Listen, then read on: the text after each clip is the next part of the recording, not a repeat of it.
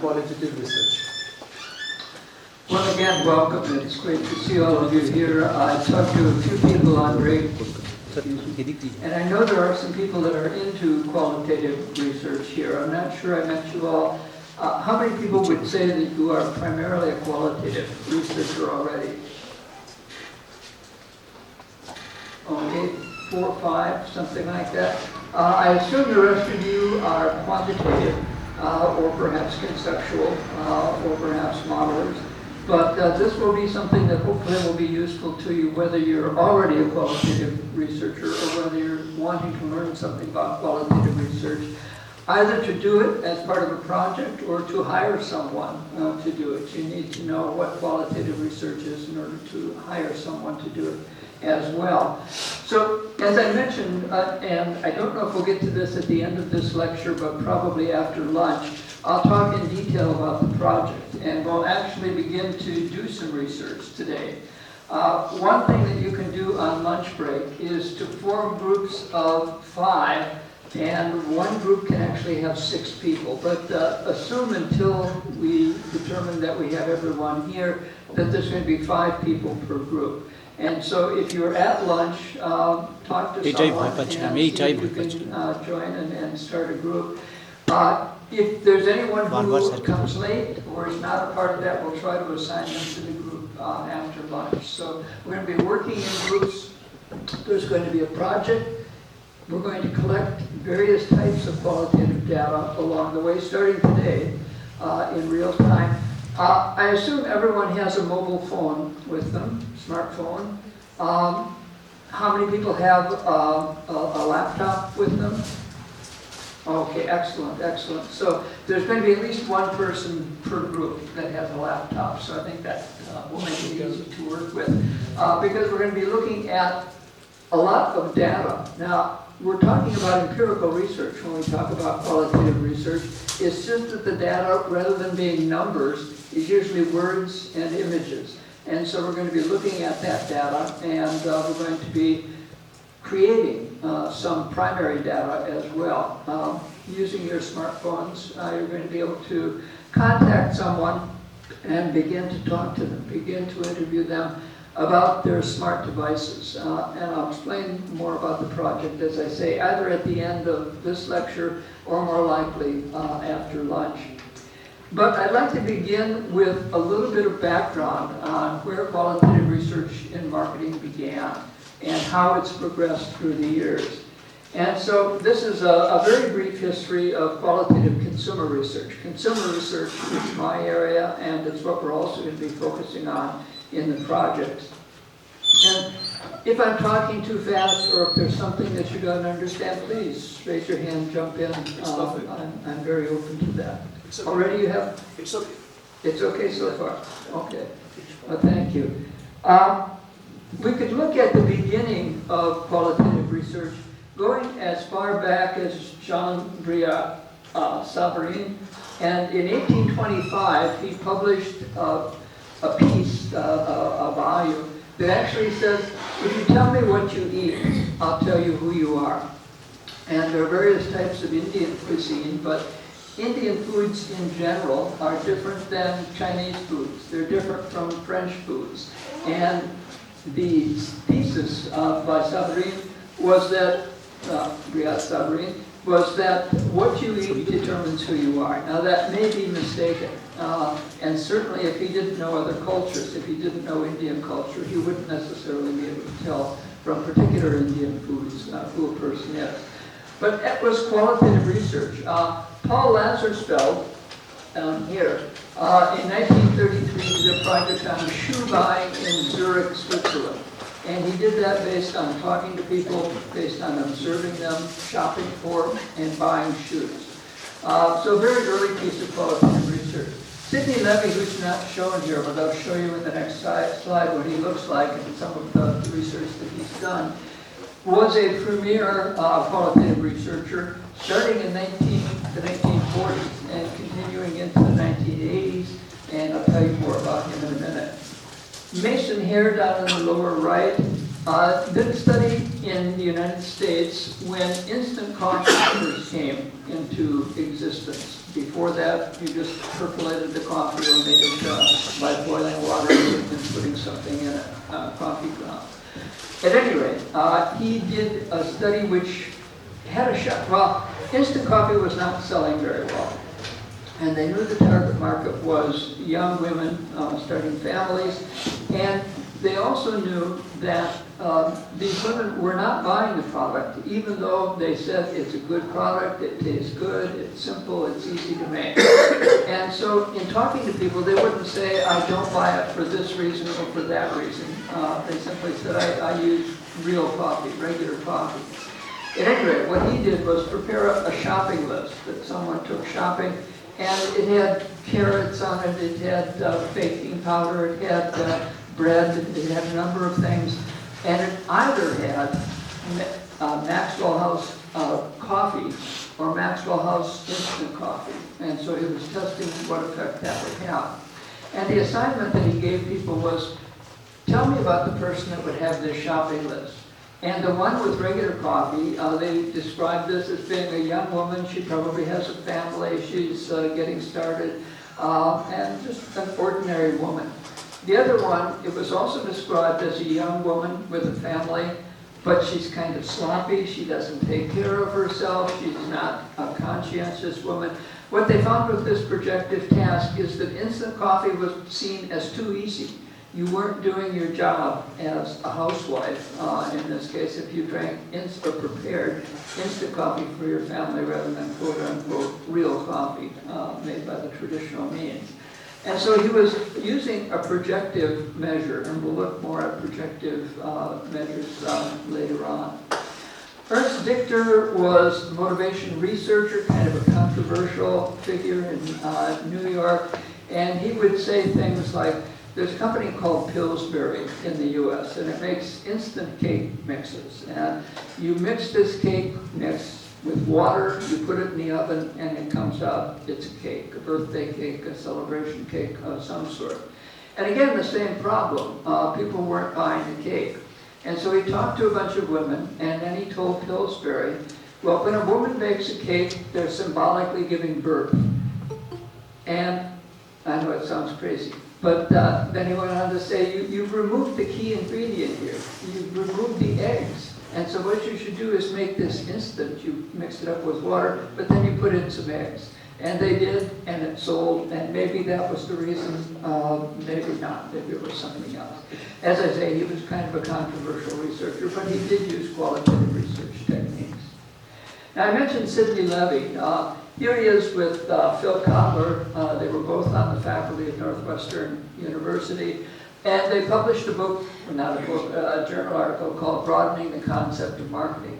That marketing shouldn't just be done for business institutions, but nonprofit institutions, religious organizations, various non-professional marketers should also use marketing in selling their service or their product.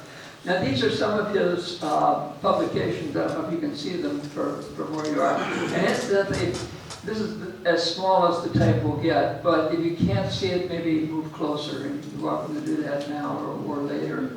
And incidentally, when you come back with your groups formed, it's going to be useful if you sit together with your group. We'll have some projects that groups are doing, and so if you can sort of sit together with your group, that would also be handy. So he did symbols for sale. We're not just selling products and services, we're selling symbols of who you are.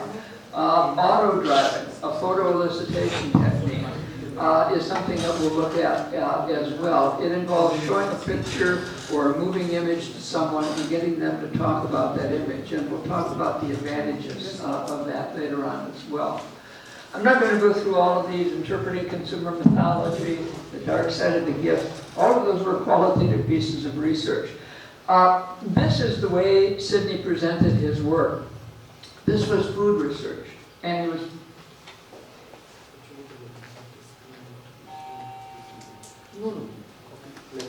okay. This is the maximum resolution of the projector. For increasing this way, it will be handled very manually. Thank you, and thanks for that input. Continue to do that if something is not working. So what? what Sydney is doing is trying to categorize food in terms of people and places, qualities of the food, and attributes of the objects. And so in the first one, he's talking about infants to older people. He's talking about lower class to higher class, teenagers, boys, girls, and portraying them visually in several dimensions, in terms of age, what you eat, and in terms of social class, what you eat. And in this case, he's just talking about the people and the places where they eat it. And so if they eat it at home, it's sort of lower status. If they eat it in a fancy restaurant, it's higher status. And then he talks about the qualities. And so he has sort of special, sophisticated over here, and he has ordinary, potential, and then adventurous and maturity up toward the top.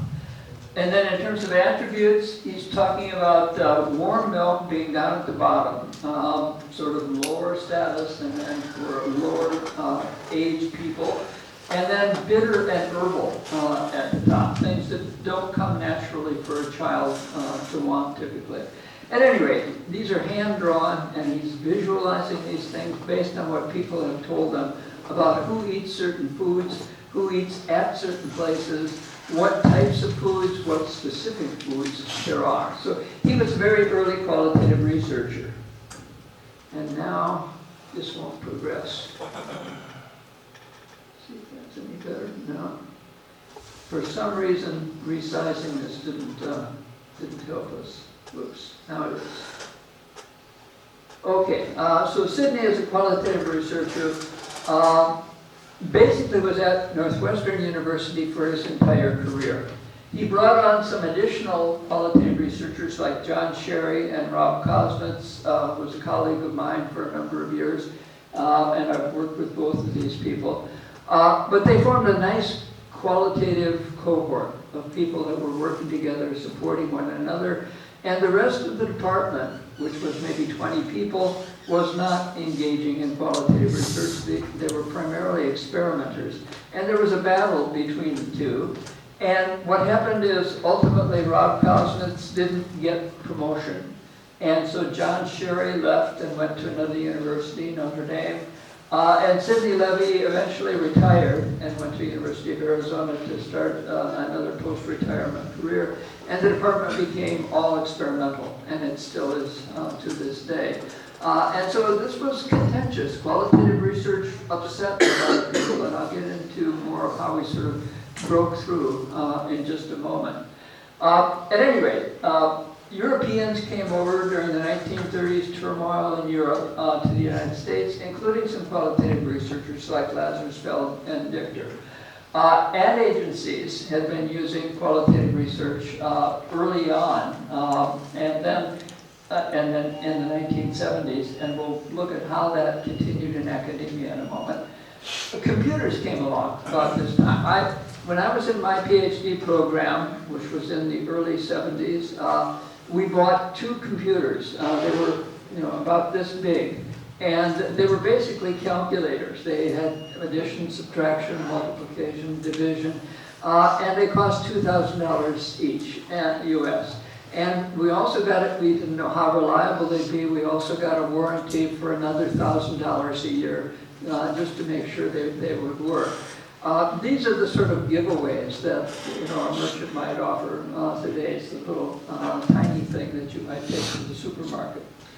Normally you take your smartphone. Computers later helped qualitative researchers. Some people used in vivo, I think, and in trying to make sense of data, or at least organize the data. And it's something that we're not going to spend time talking about particularly.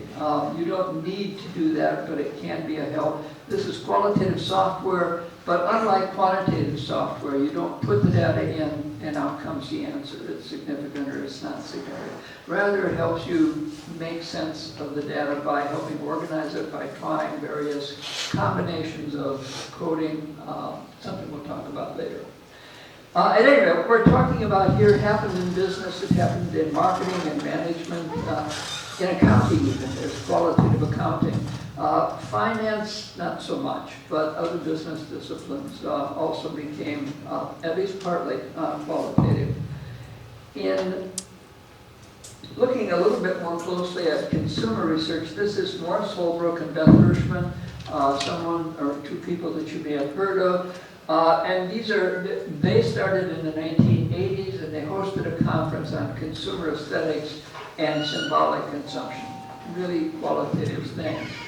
In 1970, the Association for Consumer Research, or ACR, was founded. In 1974, the Journal of Consumer Research was started. And an important paper in qualitative research in 1982, these two people, Holman and Hirschman, published Fantasies, Feelings, and Fun. They're saying when we measure people's attitudes, when we measure their perceptions, we're not really getting at the fun things, the aesthetic things, the reasons that people might like to go to a movie, for example, in the first place, or the reasons that they might like to go to a sporting event, or the reasons that they might find this car or this motorcycle more attractive than this one. All of those are about fantasies and feelings and fun. 84, Michael Solomon organized a conference on fashion, and again, a lot of qualitative researchers. And in the 1980s, Paul Anderson was facing off against Shelby Hunt, qualitative versus quantitative battles at the philosophical level. And finally, Melanie Wallendorf and I are two of the people, and this was when I had hair a long, long time ago. But we were trying to organize this thing that eventually became called the Consumer Behavior Odyssey. So we went to the Marketing Science Institute in Boston, and we said, we want to do this qualitative research project. I'd written to half a dozen people, maybe 10, 12 actually, and said, let's spend the summer going across from Los Angeles to Boston in the US, interviewing people, talking to them, taking photographs, taking video. And people got excited, and we met at conferences and began to do some reading to try to prepare. Fortunately, Melanie Wallendorf had not a PhD, but a master's degree in sociology. And John Sherry, that you'll see in the next slide, was a real anthropologist who was trained in qualitative research. And so we went to Marketing Science Institute, and we said we want to do this project, and we described how we were going to do it. And we said, we don't know exactly what we'll find, we don't know exactly how long it will take, but we'll take all the money you can give us for this project. They were understandably a little reluctant, and so they called one of the editors of Journal of Consumer Research, a guy named Al Sargent. And he said, I think that's a really neat idea. And so they gave us some money for a pilot test, which we did at a swap meet in the western US. And then they gave us more money. And so in 1986, a group of almost 24 of us, on and off, not all together all the time, went from Los Angeles to Boston doing this sort of research. We provided at the end of that some preliminary reports and some proceedings. We did a 40-minute video. We published 2 Journal of Consumer Research articles and a book based on this project. Now let me just show you some outtakes of what was actually happening. This was on the west coast of the U.S., near Los Angeles. We started out in a Hispanic law firm, interviewing people about this particular minority group. Then we were doing some research at various tourist venues like Mann's Theater, which is a tourist attraction in Los Angeles. And this is John Sherry interviewing people. So we went from the west coast to the Midwest. This was our vehicle, and this is Joe Cody, Melanie Wallendorf, me, and Rick Polay. And this is Melanie and I interviewing a man about his 3 garages full of possessions that he kept mostly so that he could give them to or lend them to other people. And he really had the things that meant a lot to him, like medals that he has won as a child down in the basement of his home. At any rate, he was featured in our video as one of the people that we were looking at. So that was the Midwest, kind of touching the definition of what is the Midwest a little bit. When we got to the East Coast, this was inside of the vehicle. And some of you may know the names Debbie McGinnis, that's me, that's Rick Polay, that's Joe Cody, and that's Melanie. And that's Melanie interviewing someone in New York State in that particular case. So we got to the East Coast. Afterwards, I told you about some of the journal papers and conference presentations. There were some follow-ups. There was a book on trustworthiness, criteria for how do you evaluate qualitative research. We did an Australian version of the Odyssey in outback Aboriginal communities. Then there was, in 2001, Rob Cousins and I started a film festival at the Association for Consumer Research. And films, as you can imagine, or videos these days, are primarily qualitative in nature. We're showing people talking, images, action happening. In 2011, Marketing Science Institute had their 50th anniversary, and they had us do a follow-up video for them.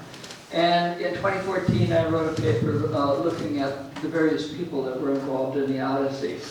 So this was a breakaway event. It got us to commit to qualitative research. It started a lot of people in their careers in qualitative research.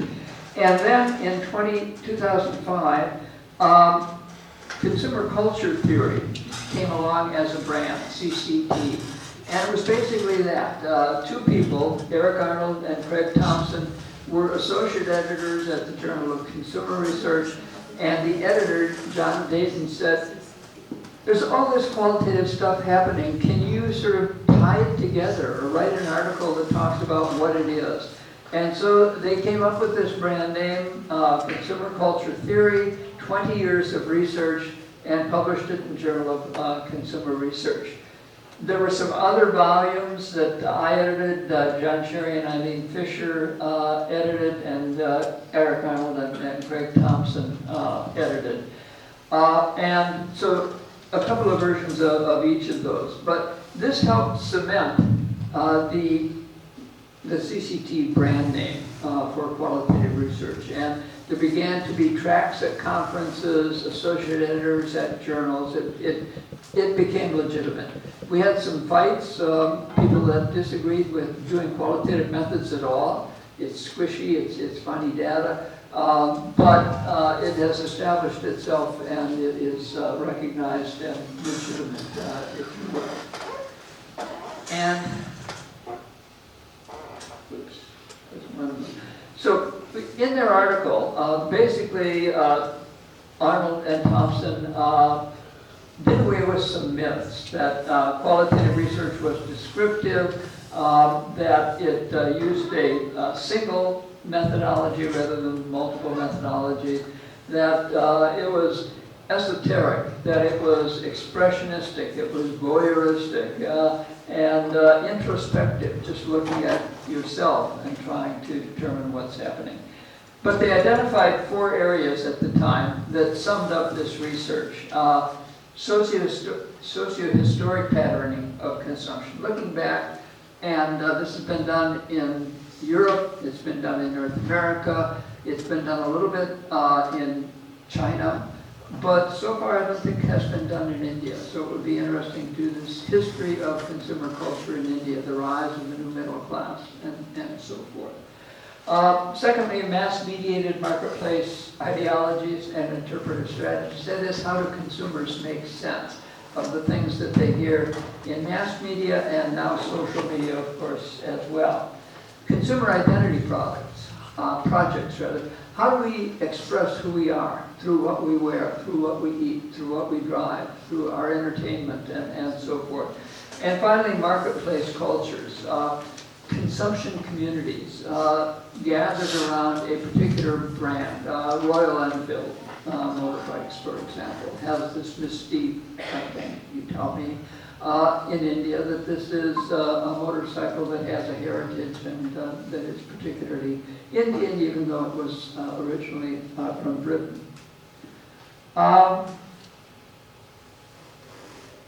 So there have been debates in the field still within qualitative research. We should be relevant, but relevant to whom? Should we be relevant to academia? Should we be relevant to business? What is qualitative research good for?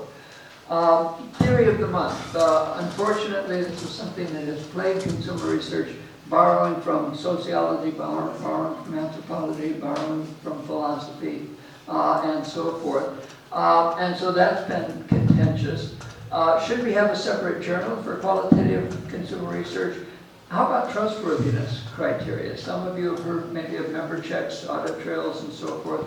When we first published those 2 Journal of Consumer Research articles, we were susceptible to this. It was sort of putting into different terms the equivalent of reliability and validity in quantitative research and saying we can do the same in qualitative research, which in retrospect was catering too much to the expectations of the experimentalists, the positivists.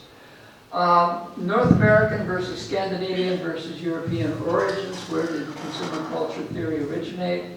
Individual orientation, which is most common, versus a societal or cultural unit of analysis.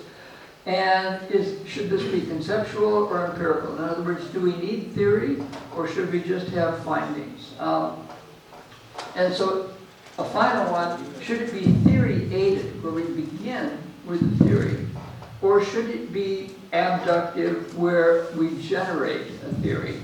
Abductive is not absolutely necessary, but something that we'll argue that we should do, at least first, to try to develop an initial theory.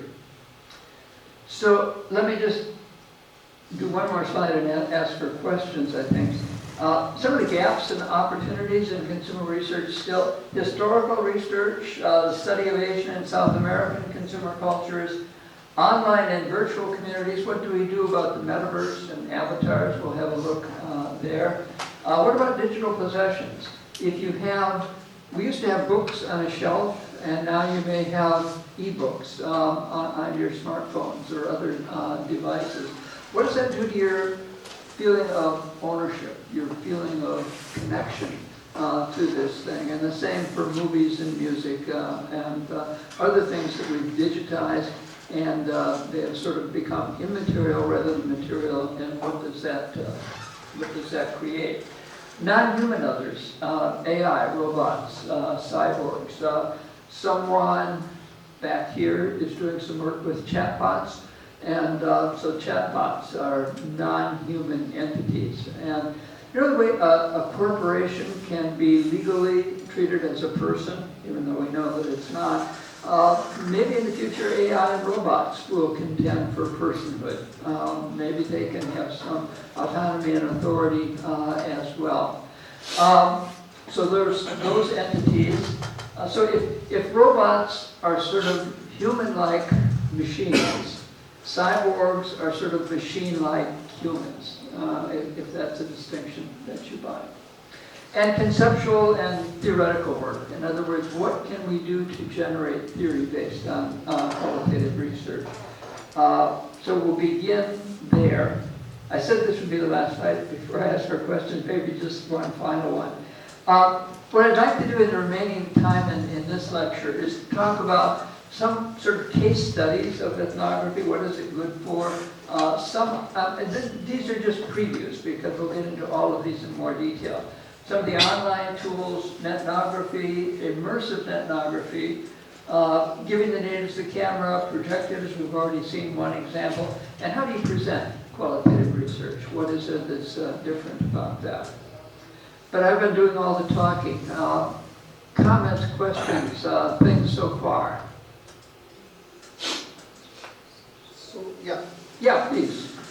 So, it has been observed like the qualitative research in Indian ecosystem is a very challenging because the standardization is the kind of issue. Like how to standardize the Indian way of doing things with the global standard. Can you throw some light in this particular area? Yeah, I don't have an answer, but I think absolutely you're right that India is different. And so maybe the way the research is done is different. Maybe the cultural framework for understanding it is different. India is so diverse that you need to take into consideration cultures and subcultures. How many people here are from West Bengal? Most all Bengalis, okay. But Bengal is West Bengal is not the same as Punjab, is not the same as Chennai. And all of these are different cultures that have different sorts of consideration. So I think one thing to do in India to a greater degree than in Europe or North America is to talk about the cultural context and to say, this is the group of people that I'm studying. Remember, we're dealing with small numbers, and so you need to have some caveats, like this is a sample of 12 maids that are working in Delhi.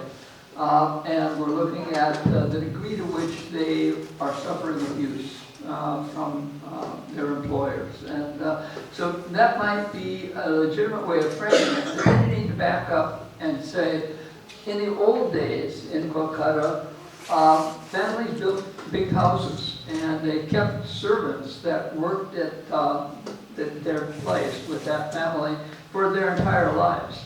And they took care of them. And what was that like? But now people are moving middle class into high rises. They have maids and cooks that may come for part of the day and then go on to another household and work. That culture has changed, and so you might even in presenting it present some historic background. This is what is now, but this is what was before. This is what may be in the future. How things are changing.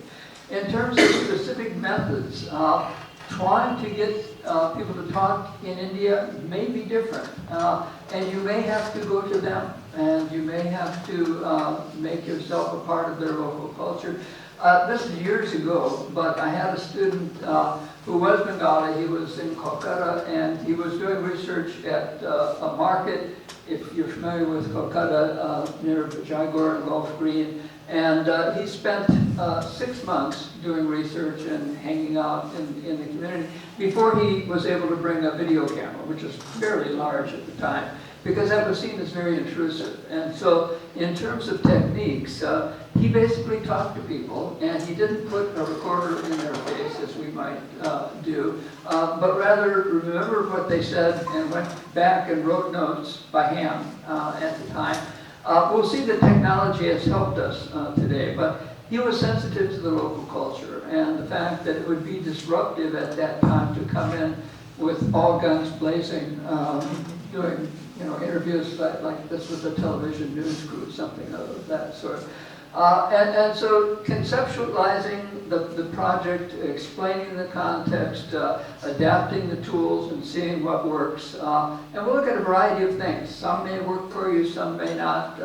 There's, let 1,000 flowers bloom in terms of potential techniques. But the real answer to your question is trying out things and seeing what works. Another question is that, like, there is a, in qualitative research, there is a very important role of the IRB. IRB clearance is very much important. Yeah. But in Indian context, internal research review board, in most of the IITs, IIMs, no qualitative research. That is next to, in that sense, not popular in that way. So in that situation, getting the standardized structure of IRB and what are the things would be validated or not, how those kind of data are being captured and analyzed, all those kind of, in Indian context, because one of the thing, because I could have the IRB certificate during the review process. It took 7 times. After that, it got published 1 year that they did the kind of inquiry, everything. Only one thing I could not produce, that is the IRB. I was not aware of that, and that is the reason I had to request for it back. So yeah, that is from the qualitative journal of marketing. That is emirate. Oh, I'm sorry. So the thing is, so IRB, that is the reason I am asking, what are the ways to standardize this kind of IRB procedure in Indian context, like how to get the proper synchronization with the global standard? Well, I don't think it's standardizing it. I think it's adapting it to the local culture. And I've had to go a number of times to IRBs and try to explain that this really is legitimate research. That even though they're going to produce a video out of this, a video is a project that takes as much time as a journal article, or at least it can. And also for promotion and review. Suppose someone has done a film, put it in a film festival like the ACR Film Festival, and even won an award. Well, how does that compare to a published paper in one of the top journals? And so I've had to try to argue that that is equally important as well. And we'll get into this. Institutional review boards and other sorts of agencies, be sure that you do it ahead of time. You learned your lesson the hard way. Yeah, I learned, you know. As I say, I sympathize. Yeah, journals have escalated their attention, and especially in quantitative research, because there's been research published with fake data. Now, we can't do that so much in qualitative research. It would be more work to try to generate the fake data than to actually gather real data. But nevertheless, I think we need to be sensitive. I'll explain a project, and I'll show you the video later. I haven't got the internet connection quite working yet. But we're interviewing people who had facial differences, including some acid attack victims in India. And we interviewed them. We used some of their social media with their permission. And we told our institutional review board, look, unlike normally where we disguise the people and use fake names, we need to show people's real faces. That's what this project is all about. And furthermore, with their permission, we want to use their first names, their real first names. And so people got on board with this. They actually did additional research themselves for us, filming themselves in the home and so forth. And we produced a video that won an award and are working on, well, we published a couple of journal articles. We're working on a couple of more from this project. And I'll show you that video later, but it was with the permission of our institutional review boards. We, partly answering that question, we used a two-stage permission from people, consent. We asked them, can we record a conversation? And then at the end, we said, what will you allow us to do? And they could check off the boxes. It's only the research team that can look at this. They can show it to classes. They can show it at a conference. They can broadcast it on television, sort of going from just a little bit to a lot. And so we found a way to do that our institutional review board, with one revision, was willing to accept. And we were at two different universities, so we had to get this at both places and make sure that they were coordinated. So we'll look more at that, but I'm sorry for your experience, and hopefully no one else will have to go through that. Retracting your article is a difficult thing to do. Other questions before we go on? Yeah, please elaborate. Yeah. Oh, sorry. Please speak. Okay, first. Yeah. So please elaborate more on case studies, teaching cases, where we can use ethnography studies and presenting cases. I missed the first part. When you're doing what? Teaching cases, Teaching classrooms, cases, ethnographic research, how it helps and present in the class. Cases. I think it's very engaging to present, because here are real people talking rather than just summaries of this category or that category. And with films especially, PowerPoints are pretty ubiquitous, but having moving images is even more so. We can call up, there's an online place called Films by Consumer Research, which we can use those. Do you have teaching cases on qualitative research? There are such things, but not good ones that I would recommend that I'm familiar with. If other people here have examples of teaching cases on doing qualitative research. I guess I teach or have taught a consumer insights class where basically the whole thing is qualitative all the way through. And so rather than having to show the case from someone else doing it, although we may have some examples like that, they're actually doing it, as all of you are going to be doing in this workshop. And so that is sort of a more compelling engagement. In other cases, if I teach a consumer behavior class, I'll also have a lot of qualitative research. I might have qualitative projects. And so it's possible to include them in that sense. But that's probably better, in my estimation, than just doing a case that involves qualitative research, because they don't really learn more in that case or have the necessary background. Maybe it will work, and maybe in an Indian context where we're talking about special techniques for India, maybe that would be very appropriate. But is anyone here familiar with qualitative consumer cases about how to do qualitative? Yeah. So, I also teach consumer behavior, but there are some of the experimental things we do in the class, like, it may be some of the game activities, or it may be some of the cases, like how the things works in the, retail in international, arena and Indian cases. So that we compare. Along with that, some of the ease of cognitive ease, like how to make the student understand about the cognitive ease, using the several bottles, whatever it is there in the class. And some of the bottles you have to go for, the caps are having 3.5 round. Some of the things are having only the switch. How it is, how the cognitive is actually, blending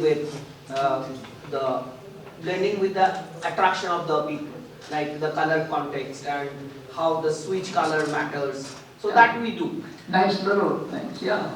So, if time allows, I'll show you a really bad focus group looking at bottle tops on salad dressing bottles. In that case, it's the bad examples. So bad examples as well as good examples may work conceivably. In Europe right now, they are mandating that the bottle caps not come off, that you unscrew them and they're still attached. In other words, there's not a bunch of loose bottle caps out there. So that presents some interesting.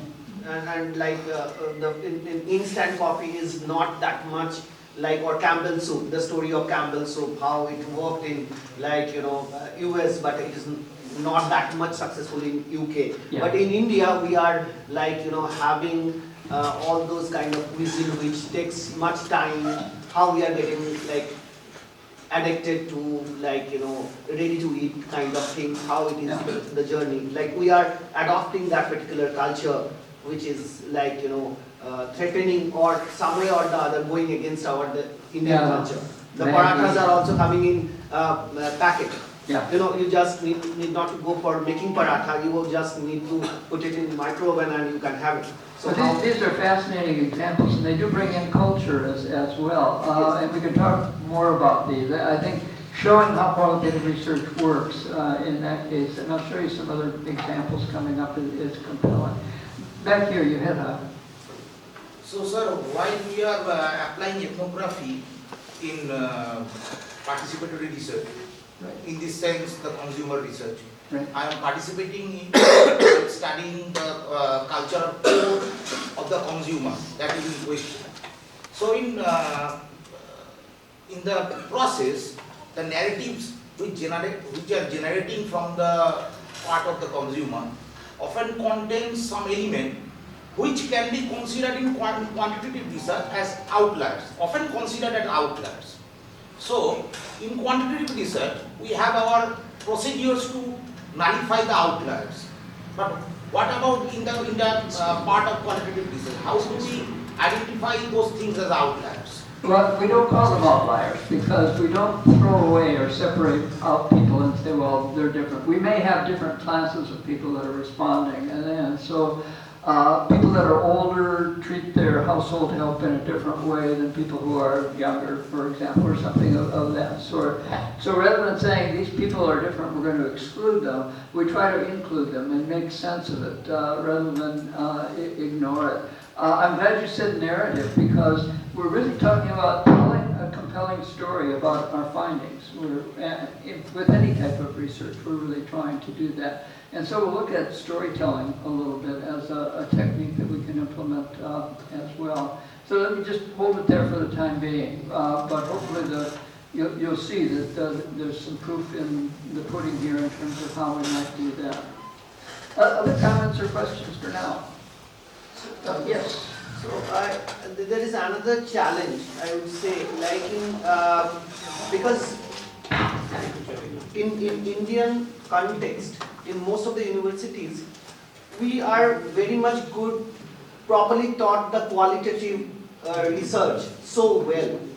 And quantitative, you will see the majority of the marketing domain or any management or social science domains, you will find the largest section of the publication coming from the genre of quantitative research. Because we don't have a formal training of qualitative research, that is the reason we are here.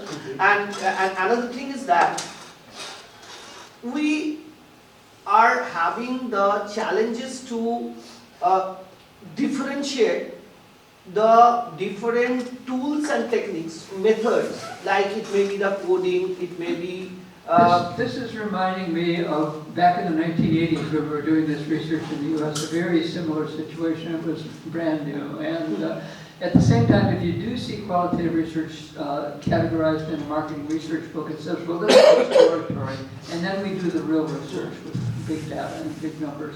But sometimes just the opposite is true, that we do the big data, and then we try to really make sense of them with the qualitative data. And there are programs, like MICA is one that there are 3 people here that have a lot of qualitative research in their program. IIM Udaipur is another one. There's actually someone at IIMA now who has gone over and is qualitative. And so India is changing. I mean, there are pockets of qualitative researchers. It's growing, and I think you're at a stage now where there are some of these battles and some of these difficulties, but it's going to be easier in the future as this begins to spread. I think at the same time in North America, our plan for world domination has fallen a bit short. We haven't entirely taken over, but we've gained credibility and we've gained a place at the table, if you will. Yeah. So, Professor, I have one observation. Why in India the qualitative research is not so much. The major reason is in India, researchers are focusing on publication, not on research.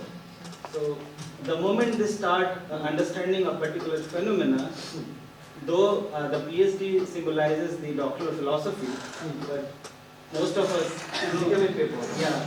So we all lack on that philosophy part. So more or less, we should revisit that particular thing. Understanding a phenomena is majorly a challenging job. Yeah, I agree with what you're saying, and hopefully each project you're going to really love and get involved in it, and it's compelling stuff, and you know that from doing the research, and now you're trying to find a way to convey that insight that you're conveying to other people that you found in the data. So rather than doing one-off projects that are going to be easy publications maybe, but not very engaging in terms of intellectual stimulation, it is an issue. Maybe just one or two more. So Yes. one thing, just as you said, that we can feel that what India is going now, US went through around 3-4 decades back, because the publications show us that. Yeah. Okay, we are in the process of getting the IRB, and I am sure that brain sitting over here will fight for qualitative research. Yeah, I agree, and that's part of why I like the history. Yeah. So can you just highlight about the situation of qualitative research in your continent? What is present Right. after 40 years of fight? Well, I can't speak for the whole continent. I don't know so much Your what's happening experience, in yeah. Mexico, but Canadian in experience. Canada and the US, I would say that there are more and more qualitative researchers.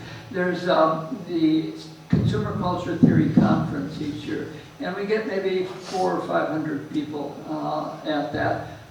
There's Who are hardcore qualitative researchers? yeah, presenting their research. The Facebook page has, I think, 10,000 people that are on it, and so there's a lot of interest.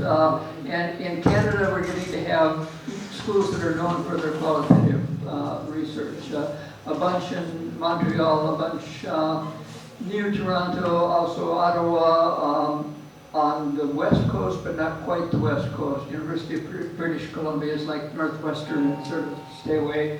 But you know, many schools are sort of establishing themselves, and it's nice to have a group of colleagues that are also on board with you, and you don't have to fight with them, or they're not shying away from you. But yeah, I think they're getting to be in. It's the same way they developed in North America, some pockets here and there, and sort of a growing well of people. And you go to a conference that has at least some qualitative research. I was just at one at at MICA in Ahmedabad. And it was mostly qualitative research that was being presented and conceptual stuff. And so you go to one of those, you network, you find other people, and they can become a supportive cohort as well. Last question. Last one. Yeah. So it has been observed like qualitative research has its own way of interpreting the data. The way of storytelling is something different. But nowadays, what is happening along with the coding and coming with the Excel and other things, the new avatar in this qualitative research is the text mining, big topic analysis, and word cloud, network diagram. So how do you see that?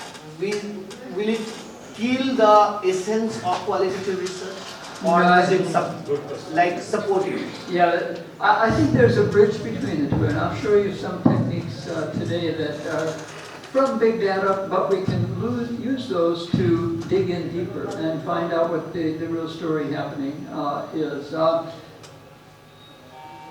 going to be a little hampered in this presentation because, as I say, I haven't got the internet working on this quite yet.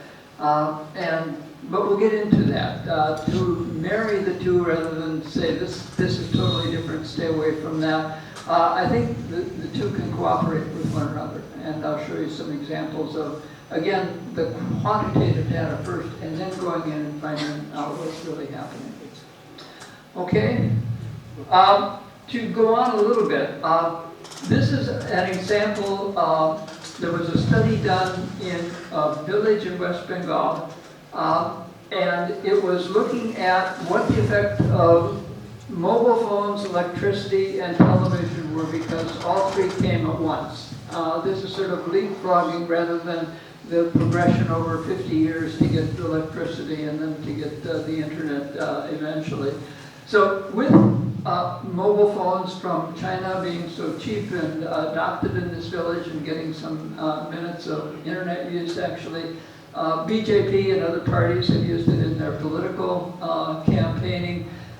There's this notion of intersectionality, that it's not just looking at men versus women, but middle-aged women that are of a particular social class versus middle-aged men of that same social class, and so forth. And in this case, contrary to the normal status hierarchies, India is a patriarchal country. Young wives and children may be the first persons in the family to really learn the uses of mobile phone devices. College-educated men and women can use the phones independently. Less educated workers and farmers that are illiterate and illiterate in some cases need help. So entrepreneurials help download ringtones and movies, and then they come back after those have been watched and download some more and so forth. In this village, trained doctors still would not leave their clinics to come to the village, but they had the connection via phone, and they could be taken from the village to the larger city. Wealthier entrepreneurs and large farmers benefited more from than lower income people. There was a project, Ichukmal, before that ICI maybe organized. ITC. Yeah. ITC. And so it was to help everyone, but it was the large farmers that were really benefiting from that more. Women became more connected and empowered, and partly as a result of that, for better or worse, there were more love marriages because women could connect on the phone rather than face-to-face as well. This is a project that I did with Tanuka Ghoshal. It's under review at the Journal of Business Research. But they were initially psychologists. Rishti Batra was the other woman involved. And they observed lower status people tended to wear brighter colors, tended to eat spicier foods, tended to wear stronger perfumes, that all of the sensory modes seemed to be preferred at a more intense level. At least that was what they thought. And they did some research because they were experimental psychologists in the lab, and they manipulated self-confidence. And they thought this was making up for low self-confidence. It worked in the lab. They actually had a couple of journal articles. I guess I have them in the next slide. But then we started doing, and these are the sensory modes.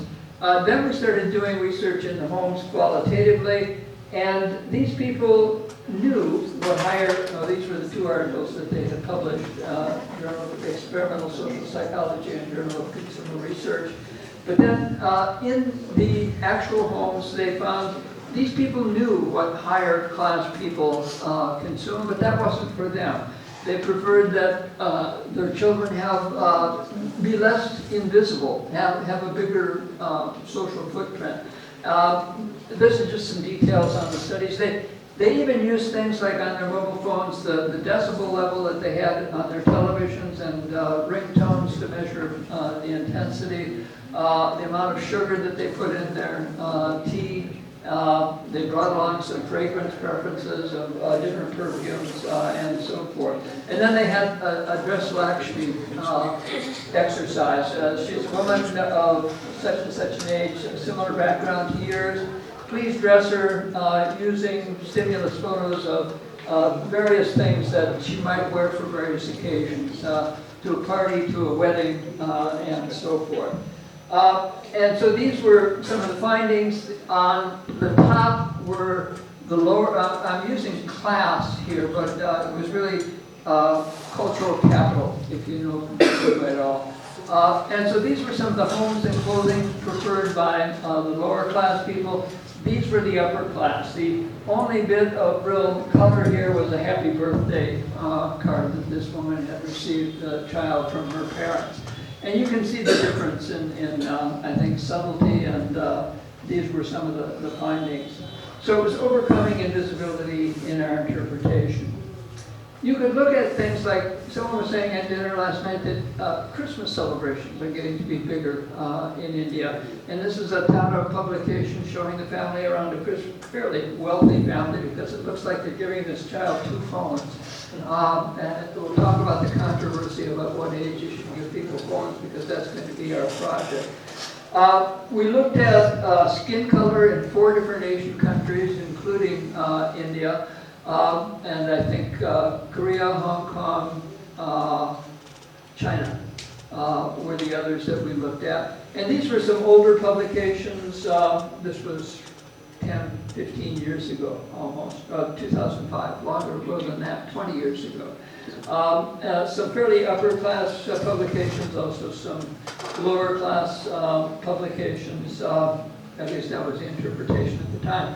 We're doing another project looking at, here's the prototype, a young woman from a village in Maharashtra, say, gets a university education but still is living with her parents or with a relative while she goes to school. So she's not really totally out on her own. But then she gets a job in Mumbai, in the big city. And she moves and she's out of place. She's dressed in a peculiar way. She talks in a peculiar way compared to her work colleagues. And we're looking at, over time, how she changes to fit in. What she wears, sour kameez or kurti, and begins to change to dresses and office wear. You can see some of the examples here, office wears for individuals. And at any rate, she begins to change over time, the way she talks, the way she walks, her confidence in dealing with colleagues. So we're doing this in a follow-up when she initially arrives in the city, or shortly thereafter, and a year later. and looking at the changes. These are all single women, but a couple of them got married, and so we're looking at what impact that has on her, and that's varied depending upon the husbands and the husbands' families. Here's another case. This was in 5 different universities in Hyderabad, and the book is called Doing Style. Konstantin Nakasis is the author, and he's looking at the fact that these people all wore brand names, but they were fake brand names, and you can see the plays on the traditional ones here. And it was not considered appropriate to wear the real brands that's showing off and is being too flashy, except for some really wealthy people in the university. But one student received a pair of real Adidas sneakers from his father, and he was embarrassed. He sort of hid them under the bed. And then when he actually did wear them, he hoped that people would take them as being fakes rather than real things. So, unlike the notion that we all try to emulate and have higher status, these people did have aspirations to own real brands eventually. But in the university settings in Hyderabad, it was not considered appropriate. Okay, here's a method. I want to go through several methods just as examples. And we've got about 15, 20 minutes left, so I'll do this fairly quickly. Ethnographers have long used the latest technologies, whatever the latest technologies were at the time, even beepers. Now smartphones are ubiquitous, and so that and other digital devices are going to be our focus on for this class, for this workshop. We have, this says as we saw yesterday, we didn't see this yesterday. I had a set of different slides, but I didn't have the internet last night to bring over the right set of slides, so this is an old set. At least some of them are. So smartphones are becoming ubiquitous. Geolocation, this wasn't me, but there were some people that wanted to know where people at a ski resort skied, and so he put geotags on them so he could follow them throughout the day and where they went, what runs they went on, and so forth. Since we carry our phones with us everywhere and use them constantly, how many people sleep with their phones within reach? No one? Okay, everyone. And so we're always in touch with these devices. It's a powerful and fast research tool as well. This is a company called D-Scout, and they pay people, they hire them to be instantly accessible. And so they give them various tasks, and I'll show you some other companies in just a second. This particular project was about houseplants, and which of these houseplants is most appealing to you? Show us a video of you taking care of them, watering them, fertilizing them, whatever you do, and so forth. The idea is that rather than have people tell us about how they use their phones, we actually have them show us, and we give them various tasks within the home. This is a commercial service, and so it's not for free. There are some services like Indemo, which you can use yourself, and you can have people tell us about, show us about the foods that you're eating, the clothes that you're shopping for, and so forth. These are some of the features of Indemo. I won't go through those in detail, but it helps understand communities of people that get together and say, hey, I have a Mac, I have an iPhone, I have a Samsung, the latest phone, and so forth. And have a sense of not being alone, but something in common with the other people that they see using the same brand. So here's more Indemo. These people are also being paid, but you can see there's a styling study for hairstyling for women, there's a dishwasher study, and there's a tell it about yourself. And this one is certain percentage complete. I can't read it, it's too fuzzy here. And so this is for the hairstyling part, and they say, show us your hair, and so these women sticking out their tongues are showing their hairstyle. And so you're interacting with them in real time, and we're saying, okay, show us at least several different shots of being at the hairdresser and what's going on there. How do you take care of your hair? It's probably common knowledge, but how do you oil your hair? What is that about, and so forth? So we're able to interact and change as we go along, depending upon what we've seen people do or say earlier. These are some ratings of Indemo, and lots of 5-star ratings, an average, I think, of 4.8 on this particular download site. Here's another one, actually it's two, Verbe and Buongiorno, or Buongiorno, so not Buongiorno. And so it's saying, you can connect with people, you can get them to enrich what they're saying, you can record it, have them record themselves, you can track how this person has been participating in the study. You can filter it in various ways instantly to show us people that are, having their hair, I don't know, done in a particular way, and so forth. And then you can chat with them in real time about, okay, you just got out of the hairdresser, the stylist, how did that go? Is this the person you normally go to? What do you talk about? What is this person's background? Do you know? And so here's a second method. And these are a few big data shortcuts that we can begin with big data and go farther, or we can at least get some initial insights from big data. So this is, I don't know if anyone's used Ngram Viewer, it's a Google technique, and it's looking at publications in various books, or all books really, going back to 1860 into the 2000s, and we were interested in people's uses of enchantment as a concept versus disenchantment. And at this point in the 80s, they started to cross over, and we talked about a concept in a new product acceptance called enchanted disenchantment. And enchanted disenchantment is, you see this new phone offer, and it's got some little features that are different, and it's bigger and has more memory and better lenses and so forth.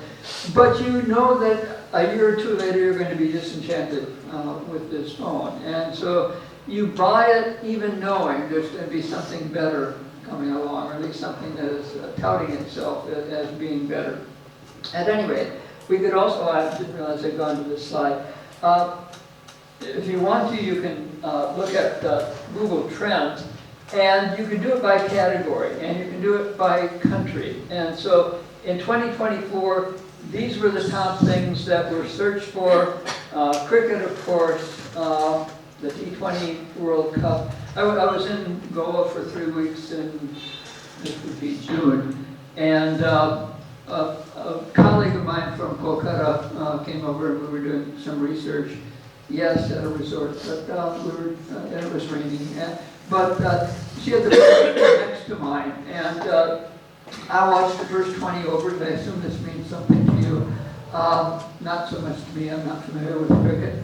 And then I went to bed, and she was in her room watching the next 20 overs, and it was an exciting match, and I hear, oh, no. And you could hear the emotion of how the game was going, and so I didn't get a lot of sleep until the match was over, and then there was a celebration. You could also look at that over time.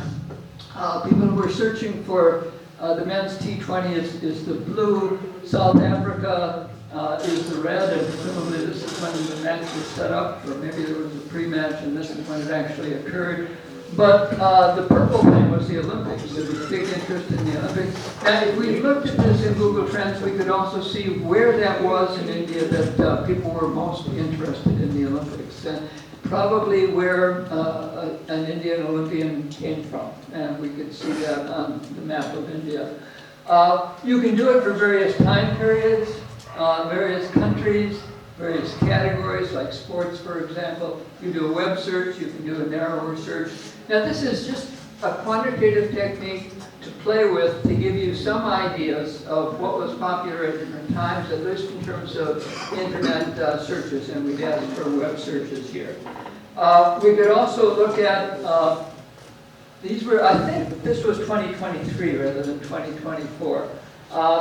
Probably you know these people. I think 6 of them are cricketers, a couple of actors, a former footballer, that was David Beckham, and a YouTuber, Elder Shadaz. At any rate, you can look at what's trending, and that gives you some idea of, when you're talking about people with their smartphones and asking, what do you do with your smartphone? You can see how that compares to other people or other people in this particular state for this particular time period, and see how that's going. So it gives you some ideas to work with. You can do it for narrower time frames. This was from June 24th to June 29th, and I think this is where the peak was for the T20 World Championship, something like that. And if you look at what was trending and who was trending, cricketers, the weather was popular, but South Africa during this particular time, you can see interest jumping up. You choose the search terms, and so you can see what you're comparing and where you're comparing it to. So this is big data, right? This is trends that you're looking at. But now when you talk to people about sporting events and what sporting events do you follow and how do you follow them and so forth, we have some real reference. Here's another method, giving the natives the camera. Just a sidebar here. I published a paper in Journal of Consumer Research with Kelly Tian on this topic, and I didn't know until after we published it whether she was a man or a woman. This is one of those names, Kelly, that could be either one. You can collaborate with people in different countries in different parts of the world, as well as within India. So this was an organization. We were interested in office place possessions. What do people keep in their office and what does it mean to them? This was back in the old days. We sent them a disposable camera, then we went and developed, and we told them, photograph things that are meaningful to you in your workplace, whatever they are. They can be personal possessions, office possessions, and so forth. And this was a company that had secure satellite transmission of banking data. And so it was on the rise very quickly, and they hoped that it was either going to have an IPO or a buyout, and they would all become rich. And so they were working long hours. They were really invested in trying to get this company up to the possible sale. And these were some of the office place possessions. We then interviewed them off campus at a restaurant nearby. And so this man had pictures of literally his dreamboats. This was to motivate him. These were in his field of view because this is what he wanted to buy when he became rich after this buyout. This woman, I don't know if you have this even, called Pez containers. You get a little breath mint and it's got a little character on top. Anyway, you can save the old ones, and this woman did and put a couple on her desk. Other people came in and thought that was interesting, so they brought her some more. And it grew into a collection. People would stop at the office place and say, hey, that's really cute. Office place humor works to motivate people, oftentimes, was what we found in that case. So give the natives the camera, have them take the pictures. There's another study. I have some friends who have an anthropological research agency in Chicago and New York. And a company hired them, a beer company, to know how college students in North America go out and drink beer on the weekends. And they knew that they could go along with them and film them and so forth, or talk to them afterwards. But that was kind of intrusive and artificial. So they gave one of, they did this a couple of places, but they gave one member of a group a camera, camcorder, and actually a smartphone today, and said, film your colleagues. And of course, everyone pulls out their smartphones and photographs, so it didn't look very obtrusive. Although for human subjects' permission, he did tell them what was going on. So this applies commercially and not just academically. At any rate, what they found was these students drank the expensive, quote-unquote, good beers early in the evening, and later in the evening, they drank the lower price because they knew that after several beers, they weren't going to appreciate any of the beers later in the evening. It's a finding that came naturally within this context of giving the one guy in the group a camera that might not have come otherwise because they hadn't thought about it.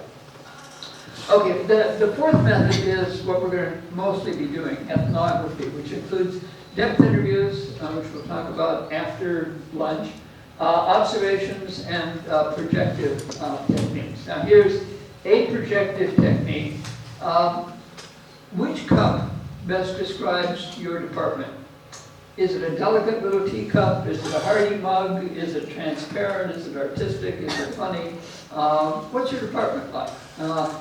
The idea here is if you get people to express in this totally different way a cup, what your organization or department is like, it's much more free. People will say instantly, we're this hearty mug. That's what we're all about. Or we're delicate. We're we're very organized. It's sort of this more formal teacup, and so it's an exercise that seemingly has nothing to do with the research process, but can be very revealing. And we'll look at a number of others with animals, cars, and so forth. Also, you can look at how do you present your research. If you're doing an ethnographic, or videographic study, I don't think I can show you this, but let me try. Yeah, I think I can show you this one. This is a study that one of my classes did. Actually, it's 4 people in this class, 5 people. You can see their names here. And this was a study they did of mobile, not just mobile technology, but technology in general. And they're applying it in a coffee shop design context. So let me just see if this works. And see if we have sound. Hello, welcome to the We have sound, but it's on my computer. We have an HDMI connection, but for some reason, echo's fine? Yeah. Okay, we'll see if I can get this volume up so that you can actually hear this. Oops. Try it this way.